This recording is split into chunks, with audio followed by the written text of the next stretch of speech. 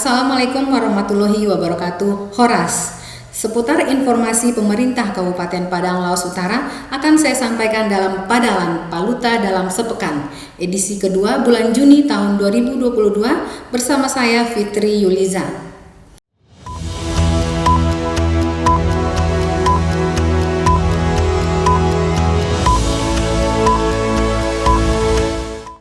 Inilah informasi pertama. Pemerintah Kabupaten Padang Laos Utara melaksanakan apel kesiapsiagaan dan simulasi penanganan kebakaran di hutan dan lahan dalam rangka mencegah terjadinya kebakaran hutan dan lahan karhutla di wilayah Kabupaten Padang Laos Utara. Di halaman Desa Batang Baru Harjai, Kecamatan Padang Bolak, Rabu 8 Juni 2022. Bupati Padang Laos Utara Andar Amin Harahap SSTP MSI dalam sambutannya mengapresiasi dan menyambut baik atas terselenggaranya apel siaga yang menjadi agenda rutin setiap tahun dilaksanakan. Maksud dan tujuan dilaksanakan apel tersebut adalah dalam rangka menyamakan langkah dan menyatukan tekad untuk saling bahu-membahu dalam menangani kebakaran hutan dan lahan di Kabupaten Padang Laos Utara. Untuk mencegah terjadinya karhutla, Bupati Padang Laos Utara juga menekankan 6 poin penting. Pertama, memprioritaskan pencegahan melalui hotspot dan gencar lakukan patroli serta edukasi masyarakat. Kedua, pengontrolan harus sampai tingkat bawah dan kepala desa mengajak tokoh masyarakat dan tokoh agama. Ketiga, kita berharap semua pihak mencari solusi untuk menangani karhutla. Keempat, lakukan terus penataan lahan gambut harus terus dilaksanakan. Kelima, jangan biarkan api membesar. Dan langkah keenam, lakukan penegakan hukum tanpa kompromi.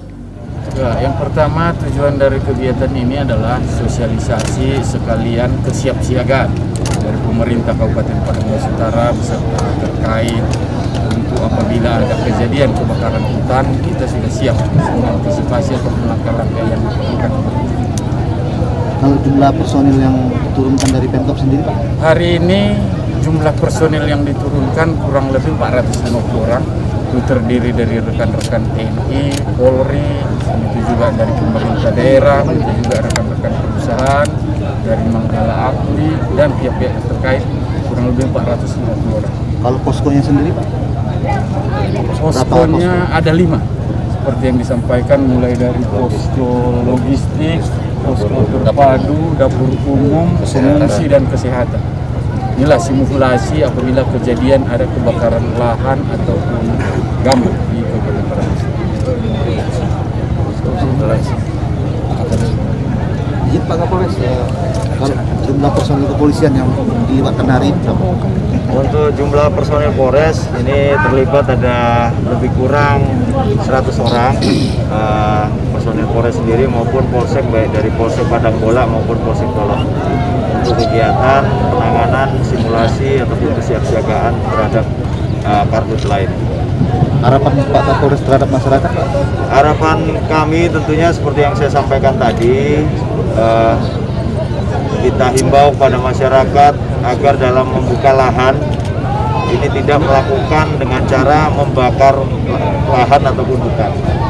Itulah harapan dari kita, sehingga dengan adanya tidak membakar lahan ataupun hutan ini bisa terjadi karhutla, apalagi membuka lahan dengan cara dibakar. Itulah. Dalam simulasi ini diperkirakan ada berapa hektar? Oh, ini yang di simulasi ini tidak sampai 1 hektar untuk simulasi ini. Beralih ke informasi selanjutnya, Dinas Komunikasi dan Informatika Kabupaten Padang Laos Utara menayangkan live streaming yang mengusung tema peran serta pemerintah dalam memberikan pendampingan hukum kepada korban kekerasan perempuan dan anak di Kabupaten Padang Laos Utara. Bersama Dinas P3AP2KB, tim pendampingan hukum P2TP2A serta pekerja sosial, yang berlangsung di ruang live streaming Dinas Komunikasi dan Informatika 8 Juni 2022. Berdasarkan data dari Dinas P3AP2KB, kekerasan terhadap perempuan dan anak di lingkungan Kabupaten Padang Laos Utara terus meningkat, seperti yang baru saja terjadi di Pondok Pesantren Baitul Rahman di Desa Parau Sorat, Kecamatan Batang Onang. di mana kekerasan pada anak terjadi karena kurangnya pelayanan, pengelolaan, pengawasan situasi kondisi yang ada di lingkungan pesantren. Pemerintah Kabupaten Padang Lawas Utara sudah menyediakan tim pendampingan hukum P2TP2A untuk menangani kasus kekerasan terhadap perempuan dan anak, yang mana tim pendampingan hukum TP2A terdiri dari beberapa unsur yakni praktisi hukum, lembaga perlindungan anak, sakti peksos, psikolog, serta kedokteran untuk pelayanan yang komplit untuk masyarakat jika terjadi permasalahan. Beralih ke informasi terkait studi kelayakan usulan pembentukan Polres Padang Lawas Utara. Karo Lemtana Srena Polri melakukan studi kelayakan usulan pembentukan Polres Padang Lawas Utara di Hotel Sapadia Gunung Tua pada Kamis 9 Juni 2022. Kegiatan tersebut dihadiri Bupati Padang Lawas Utara, Kapolres Tapsel beserta jajaran, Ketua DPRD, pimpinan OPD di lingkungan pemerintah Kabupaten Padang Lawas Utara. Bupati Padang Lawas Utara dalam sambutannya berharap pembentukan Polres Padang Lawas Utara secepatnya terrealisasi. Apapun yang menjadi kekurangan, Pemkab Paluta siap lakukan sesuai SOP yang ada. Bupati juga menyampaikan dikarenakan jumlah desa, luas wilayah dan jumlah penduduk yang banyak menjadi sebuah kebutuhan untuk segera mendirikan Polres Padang Lawas Utara untuk memberikan rasa aman dan nyaman kepada masyarakat. Kita berharap tentunya dengan adanya Polres di Kabupaten Padang Lawas Utara ini lebih dapat mendekatkan pelayanan dalam bidang hukum kepada masyarakat. Dengan jarak tempuh per kecamatan untuk sampai ke Ibu Gunung Tua ini, ada yang jarak tempuh dari kecamatan Gunung Tua ini hampir 7 jam. 7 jam, lain lagi kalau ke Padang Sidipuan tambah 2 jam lagi, hampir 9 jam lagi. Jadi kita berharap dengan kedatangan tim dari Mabes Polri ini, pembentukan Polres di Kabupaten Padang Lawas Utara ini bisa terrealisasi. Untuk berita selanjutnya tentang seleksi terbuka jabatan pimpinan tinggi Pratama, Sekretaris Daerah Kabupaten Padang Lawas Utara. Pemerintah Kabupaten Padang Lawas Utara melaksanakan seleksi terbuka jabatan pimpinan tertinggi Pratama, Sekretaris Daerah Kabupaten Padang Lawas Utara, sesi presentasi dan wawancara yang dilaksanakan di Aula BKP SDM Senin 13 Juni 2022.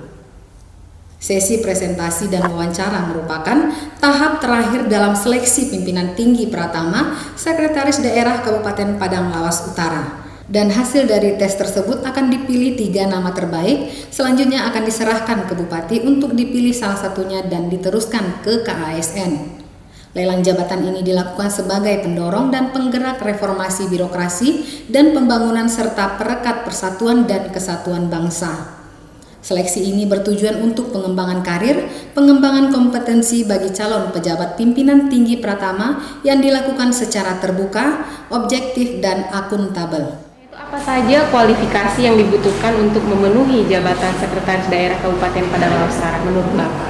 Oh iya, tentu ya ini kami pansel, saya mewakili ketua ya. Memang ada 3 aspek yang harus kita nilai. Pertama, aspek sebagai manajerial, teknis, kompetensi manajerial, kompetensi teknis, dan kompetensi sosial kultural. Inilah yang kita gali lebih dalam terhadap kemampuan, cara pikir, cara pandang dalam rangka melaksanakan tugas-tugasnya nanti sebagai Sekda. Pertanyaan selanjutnya, bagaimana tanggapan Bapak terkait pelaksanaan seleksi ini pada sesi presentasi dan wawancara ini?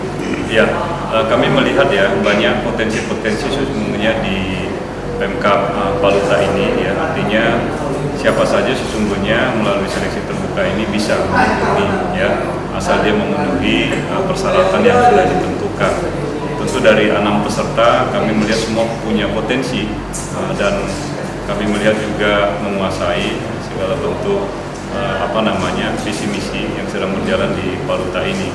Tentu nanti kita akan menentukan 3 besar yang nanti kita akan serahkan ke KSN untuk dipilih oleh PPK dalam hal ini Pak Bupati.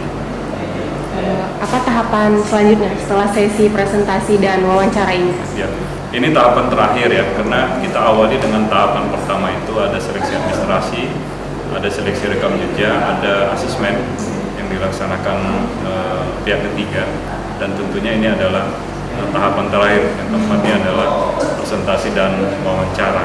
Jadi 4 tahapan ini sudah rampung dilaksanakan oleh Pansel dan nanti hasilnya akan diserahkan ke KSN untuk mendapat rekomendasi. Dan tentunya kita berharaplah siapapun nanti yang terpilih oleh Bupati itu yang terbaik, dan kami sudah berbuat maksimal untuk melihat dari seluruh para peserta, mulai dari potensi dan rekam jejaknya. Mudah-mudahan kami juga tidak salah pilih untuk memberikan 3 yang terbaik untuk diserahkan kepada Bapak Bupati dan diteruskan ke KSN. Demikianlah sejumlah informasi yang dapat kami rangkum dalam Padalan Paluta dalam sepekan. Wassalamualaikum warahmatullahi wabarakatuh.